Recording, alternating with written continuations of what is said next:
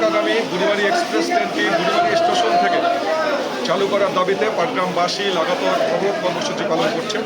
তারই অংশ হিসাবে আজকে চতুর্থ দিন আমরা এই পাটগ্রাম রেলওয়ে প্ল্যাটফর্মে অবস্থান কর্মসূচি পালন করছি। বুড়িমারি এক্সপ্রেস ট্রেনটি সরাসরি বুড়িমারি স্টেশন থেকে ঢাকা অভিমুখী চলাচলের দাবিতে।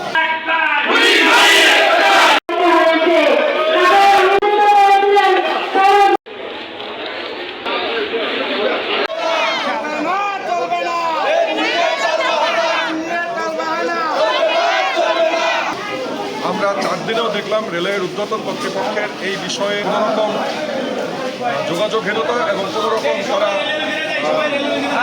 প্রয়োজনীয়তায় অনুভব করছে না যে বুড়িমারি রেলওয়ে স্টেশন থেকে বুড়িমারি এক্সপ্রেস ট্রেনটি চালু করার যে তাদের পূর্ব ঘোষণা এবং বিগত সময়ে আমরা যে আন্দোলন করছি সেই আন্দোলনে বারবার একবার নয় একাধিকবার রেলওয়ের যে ডিভিশনাল ম্যানেজার রয়েছেন তিনি ফোনে আমাদের বিএনপি জাতীয় নির্বাহী কমিটির অন্যতম সদস্য এই আসনের বিএনপির আগামী দিনের সংসদ সদস্য প্রার্থী আলহাজ মিস্টার হাসান রাজীব প্রধান মহোদয়কে বাই ফোনে তিনি আশ্বস্ত করেছেন যে আগামী এপ্রিল মাসের 15 তারিখের মধ্যে বুড়িমারি এক্সপ্রেস ট্রেনটি বুড়িমারি স্টেশন থেকে ঢাকা অভিমুখে যাত্রা করবে।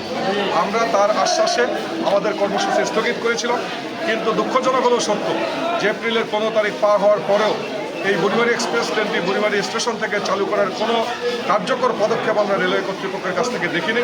তাই বাধ্য হয়ে এই পাটগ্রাম উপজেলার সাধারণ মানুষের প্রাণের দাবি বুড়িমারি এক্সপ্রেস ট্রেনটি প্রারম্ভিক যে স্টেশন বুড়িমারি স্টেশন সেই স্টেশন থেকে চালু করার দাবিতে আমরা আবার মাঠে নেমেছি। আমাদের এই কর্মসূচি অব্যাহত থাকবে।